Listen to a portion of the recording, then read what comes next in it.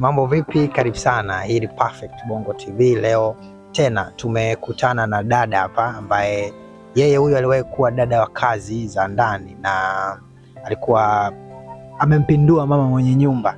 Atatuelezea ni kwa nini na ilikuwa kwa vipi mpaka akafanikiwa kuwa yeye ndiye mke katika hiyo nyumba ambayo alikuwa anafanya kazi. Dada, habari yako? Salama, za kwako? Safi tu. Kwema? Kwema. Vipi hali? Salama. Unaitwa nani?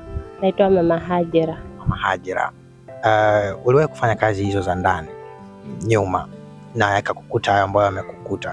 Mimi napenda kufahamu ilikuwa vipi kwanza mpaka ukaenda kufanya kazi. Ulikuwa unaishi wapi mpaka ukaenda kufanya huko kazi na kila kitu? Mimi ni mzaliwa na ni mwenyeji wa mkoa wa Tanga. Nimetoka kwetu Tanga nikaja huku kutafuta kazi za ndani Dar es Salaam. Ndio nikafanikiwa kupata kazi, nikawa nafanya kazi kwa mama mmoja. Sasa nyumbani maisha yalikuwa vipi mpaka ukaona sasa ngoja tu niende nikafanya kazi mjini afu kazi za ndani? Maisha yetu sisi kwa kweli ilikuwa tumezoea kilimo, sisi huwa ni wakulima. Kwa hiyo mimi nilikuwa naishi na bibi yangu, tukiamka asubuhi kama kawaida shambani. Nikaona kwenda shambani maisha yale mimi nimechoka. Nikaona kuna mtu kaja pale kijijini kwetu, nikasema bora nimuombe niende naye mjini katafute kazi za ndani. Nikaenda pale nikamwambia mama, naomba uende na mimi mjini nikatafute kazi za ndani. Akasema sawa, twende kule ukajaribu, ukipata kazi utafanya. Ndio ule mama akanichukua nikaenda naye mpaka Dar es Salaam. Ukaja sasa kwa ajili ya kufanya hizo kazi. Maisha ya pale alikuwaje? Yaani ni familia ya namna gani au nyumba ya namna gani?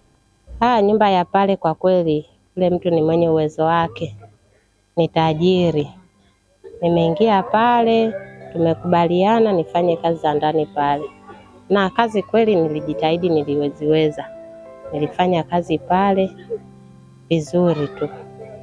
Ndio. Ikawaje kwaje? Yaani nataka unielezee maisha ya pale ulivyokuwa unaishi na huyo baba na huyo mama, yani mlikuwa mnaishije? Kwa kweli pale mimi nilikuwa mfanya kazi mzuri. Nilikuwa nafua, naosha vyombo, nafanya usafi, yani kazi za ndani zote nilikuwa nafanya.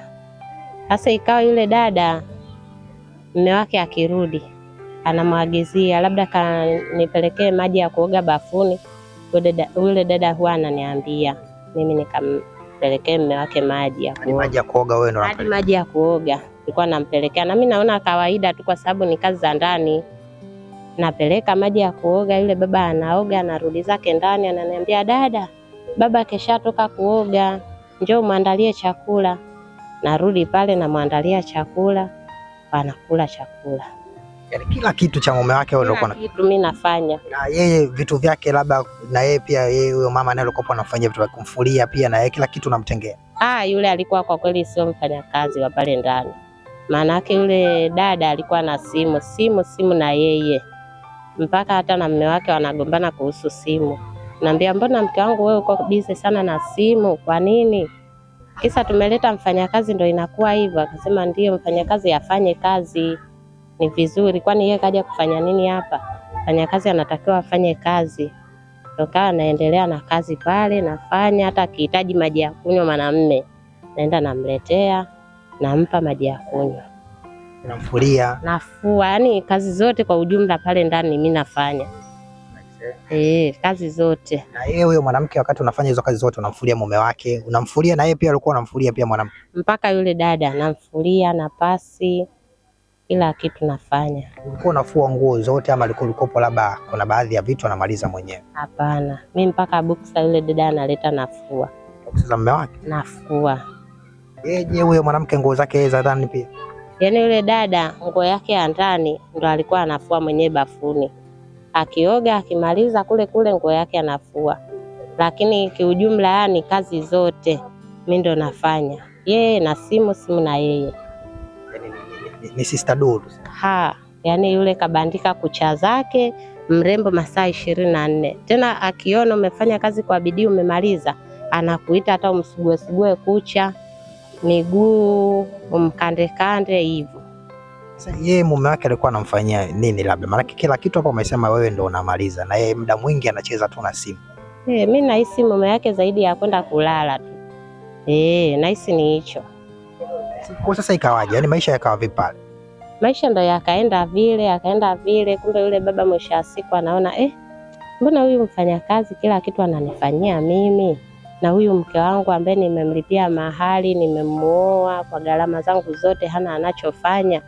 Hebu niangalie kama anafaa, bora nidili naye, huyu anafaa. Nikimwona anafaa, maana mfanyakazi kuna ile kujaribu, anaweza akakubali au akakataa akaacha kazi. Sasa mpaka nafikia hatua hiyo, huyo baba kukutaka wewe, ulikuwa ushafanya kazi kwa muda gani hapo?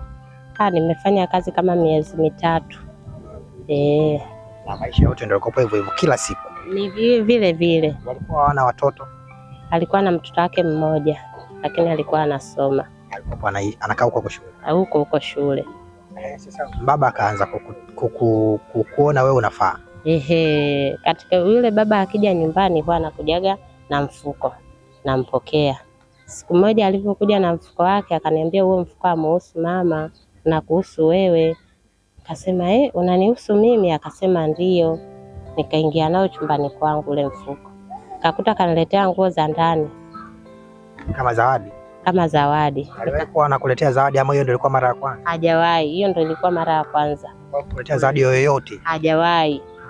Ndio ilikuwa mara ya kwanza kaniletea nguo za ndani. Mwenyewe nikashangaa, kwa nini huyu baba aletee nguo za ndani kama zawadi? Nikaziweka tu, sikuzifanyia chochote kuvaa wala nini. Kushtua? Nimeshtuka sana. Nguo za ndani lazima mwanamke zikushtue. Kwa nini mwanamume akuletee zawadi ya nguo za ndani? Basi tukakaa pale. Kesho yake ule baba alivyotoka, nikamfungulia geti, akatoka, nikamfuata.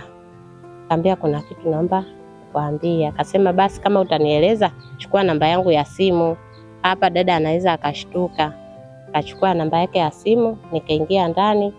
Ule dada mashoga zake wamekuja pale, wakatoka. Walivyotoka tu na mimi nikambipu ule baba. Nikamwambia kwa nini umeniletea zawadi ya nguo za ndani? Akasema hizo ni nguo tu kama nguo, wewe vaa tu, haina shida yoyote. Nikamwambia lakini hapana, usirudie tena. Mke wako akija kuona hii hali sio nzuri.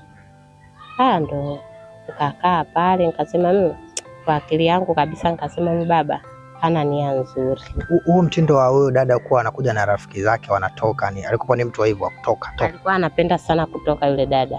Alikuwa anapenda sana, marafiki zake wanakuja pale, wanakaa wanapiga story.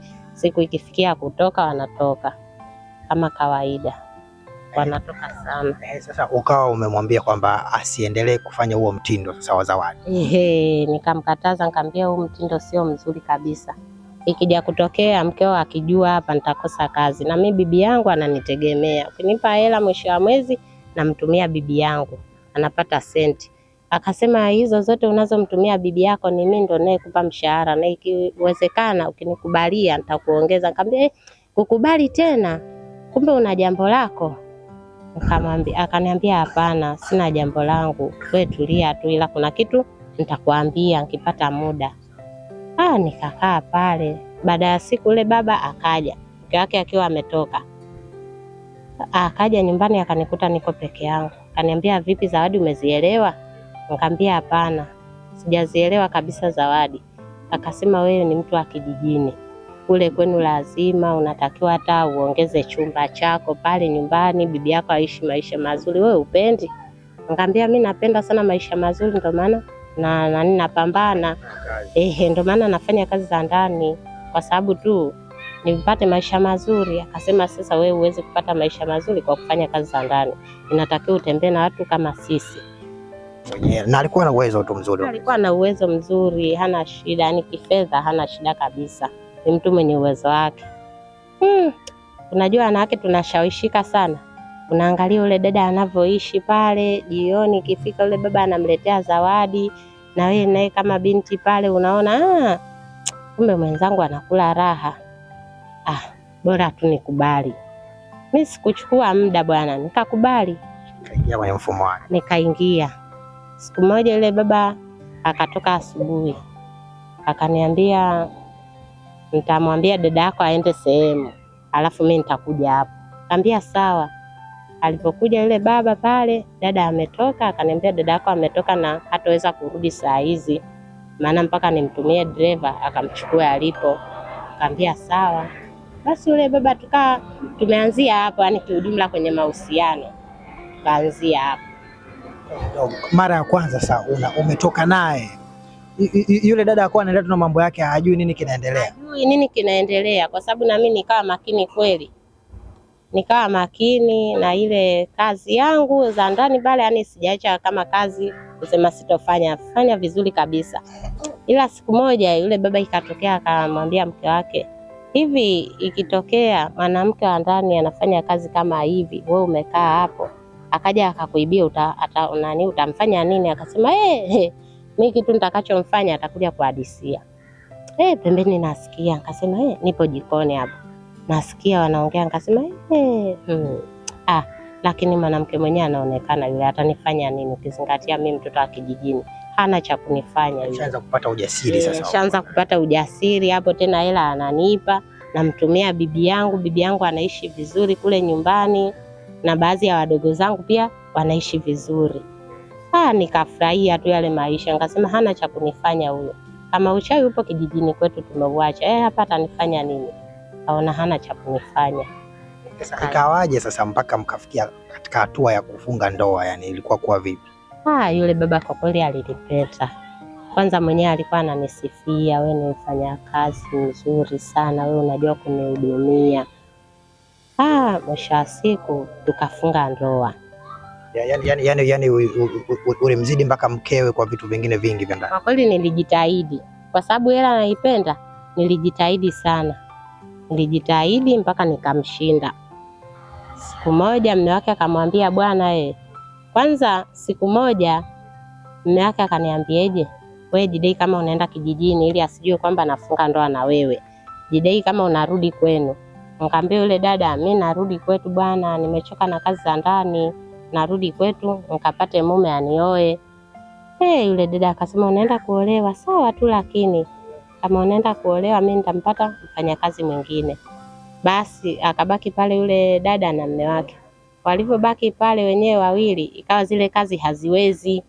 Mara mwanamume akihitaji chakula anamwambia, bwana chakula unaweza ukanunua tukala tu. Akamwambia sawa, mimi nitanunua chakula, lakini hiyo hali itadumu kwa muda gani? Akamwambia vyovyote vile itakavyokuwa. Wakakaa pale kwa muda wa siku 3. Yule baba maana si ana lengo lake amfukuze mke wake ili aje kunioa mimi.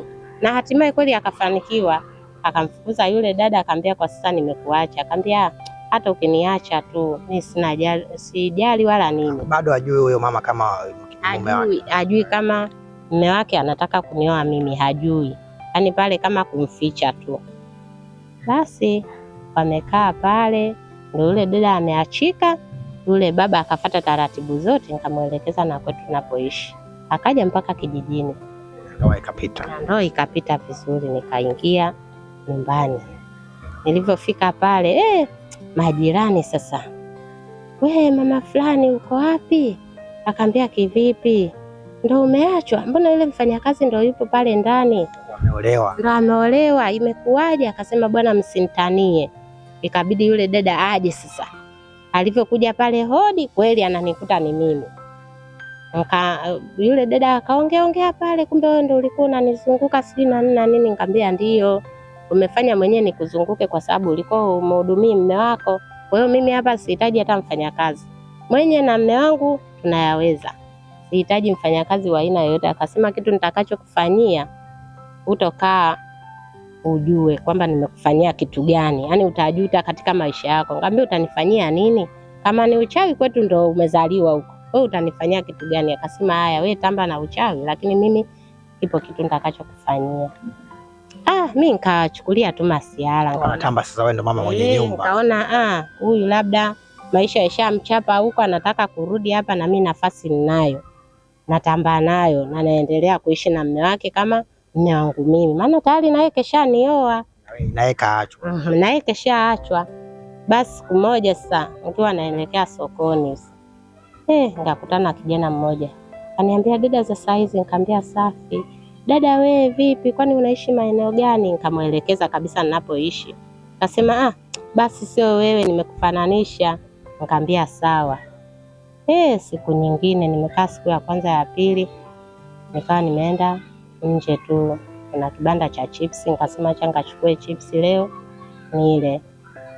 Nimeenda pale, nimepita kwenye kiuchochoro kidogo, nikaona kaka mmoja ananivuta, mwingine ananivuta. Akasema vipi?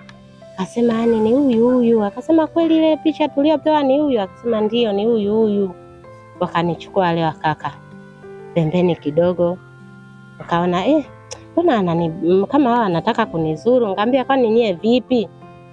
Akasema wewe hujui ulichokifanya? Kwa nini unachukua mume wa mtu? Nikamwambia mimi mbona sina mume wa mtu, nina mume wangu kabisa wa ndoa, tumefunga ndoa. Na hapo nina mimba ya miezi 4. Nikasema hawa naona wana dhamira mbaya. Nikapiga ukunga. Nilipotaka tu kupiga ukunga, kaka mmoja akanishika mdomo, akanifunga kitambaa. Nikasema hapa kwa kweli basi ndo sala yangu ya mwisho. Kufika pale wakawa wale wamenisulubu kidogo. Baada nikaona hapa wataniua. Nikamwambia jamani, nataka kunizuru lakini mimi sina kosa lolote. Nikajua tu lazima ni ule dada amewatuma. Nikamwambia mimi sina kosa lolote, na hapa nilipo mimi ni mjamzito jamani. Naomba kama mimi amunionee huruma, basi muonee kiumbe hichi cha tumboni, mkionee huruma. Mmoja akamwambia bwana huyu dada ni mjamzito, hapa tunaweza tukapata laana bure. Akasema laana ya nini? Wakanipiga, kaka mmoja akanipiga ngumi. Yaani mpaka leo sikumbuki hiyo ngumi alinipiga sehemu gani. Kazimia. Baada ya kuzimia nikaona ninavyohisi naona walijua nimekufa. Ndio wakaniacha. Baada ya muda kama saa 5 hivi za usiku nazinduka niko hospitalini. Pembeni namuona mume wangu. Ananiambia kwani vipi? Nikamwambia mimi ilitokea hivi na hivi na hivi mpaka hapa alipofikia. Akasema wewe kweli umenusulika kifo. Takuwa sio watu wazuri. Mara yule mwanamume yuko pale, yule mwanamke akamtumia message. Akaambia subiria maiti yako. Wewe si unapenda sana? Wamehakikisha kwamba labda anaweza kuwa naona wamehisi kabisa kwamba mimi nishakufa. Kumbe nimezimia tu. Akaambia subiri maiti yako. Ule baba sasa kwa paniki pale akaongea. Akasema yani mwanamke mshenzi sana huyu, anataka kumuua mwenzake wakati ndo akaiharibu mwenyewe. Nikamwambia nani? Akakataa kuniambia, lakini nikajua tu tayari ni ule dada. Nikasema hapana. Mimi mwenyewe ni muoga vibaya mno. Yaani maisha yangu yote mimi ni muoga. Sipendi kufanyiwa kitu kibaya. Yaani kama kinaweza kukwepeka, bora nikikwepe. Nikamwambia yule baba kuanzia leo sirudi kwako. Hapana, mimi nitakuwekea ulinzi. Kaambia hapana. Mimi siwezi kurudi kwako. Yaani nilimwambia kabisa vitu vyangu naomba kanifungashie nguo zangu, kuanzia leo narudi kwa bibi yangu. Mimi vitu vya shida hivi siwezi kufa mapema hali ya kuwa mimi dunia naipenda bado. Gombania mwanaume. Nikamwambia siwezi kukugombania. Siwezi, kama riziki yangu bado basi ipo itanifuata. Lakini kwa wewe hapana. Kwa kweli niliogopa sana. Ule baba tukaongea pale, wakatokea wazazi wakatusuluhisha tu wa ule mji. Nikamwambia hapana, hata nyewe mngefanyia hiki kitendo msingekubali. Kwa kweli nilimkataa pale. Akachukua nguo zangu, kilicho changu huyo kwetu mkoani Tanga. Nikarudi zangu nyumbani pale, nikamwelezea bibi yangu yaliyonikuta. Bibi yangu alisikitika sana. Akasema kweli usikimbilie hela. Kama hela ndo hivi hapana. Bora mtu uchume kwa jasho, ufanye kazi za ndani kama hivyo ukatae, mwanamume akikutongoza umkatae, au kama kwenu ni kulima ni nini, pambana. Lakini mambo kama hayo unaweza ukafa bila kujijua. Kwa kweli hapana, ilinishinda kabisa. Nikarudi nyumbani kwetu. Ndoa ikawa imeishia hapo. Imeishia pale. Yule baba alinibembeleza sana nirudi, lakini hapana, alimwambia siwezi. Kwa sasa hivi sijui na maisha yake huko, kama akamrudia mke wake, kama akaoa tena sijui. Ila nishajifungua, mwanangu yupo mkubwa tu sasa hivi anasoma darasa la 4. Kwa sasa hizi unaishi maisha yako mwenyewe? Mimi naishi maisha yangu mwenyewe sasa hivi. Yaani naishi, na ikitokea nikipata mwanamume akitaka kunioa atokee tu. Napenda sana ndoa za halali, lakini ndoa kama ile tena sitaki. Lakini mtoto wake anamhudumia ama mtoto? Anamhudumia vizuri kabisa, si unajua baba yule ana hela, kwa hiyo mtoto wake anamwangalia vizuri kabisa, ila mahusiano mimi na yeye hapana. mpaka namba yake kwenye simu yangu nimefuta, na wasiliana na bibi yangu. Hata kitu cha mtoto bibi yangu ndo anayemtumia, kwa mimi tena hapana.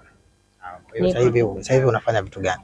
Mimi kwa sasa hivi nipo tu nyumbani na mwangalia bibi yangu, kwa sababu kwa yule mwanamume nilikuwa najibana.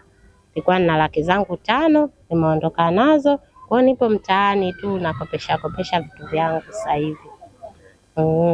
Anaendelea vizuri. Mtoto anaendelea vizuri kabisa, nasoma, ipo darasa la 4 sasa hivi. Au unafahamu kuhusu labda yule dada labda alirudiana na mume wake ama ilikuwaje? Yaani hapo sitaki hata kujua. Sitaki kujua kabisa wamerudiana au yule baba kaoa mke mwingine, sitaki kujua. Kwa sababu mpaka leo nikifikiria yani hiyo hadithi yangu mimi, hapana. Yaani nahisi kabisa ningekuwa sipo duniani. Pole sana kwa aliyokukuta. Asante, nashukuru sana.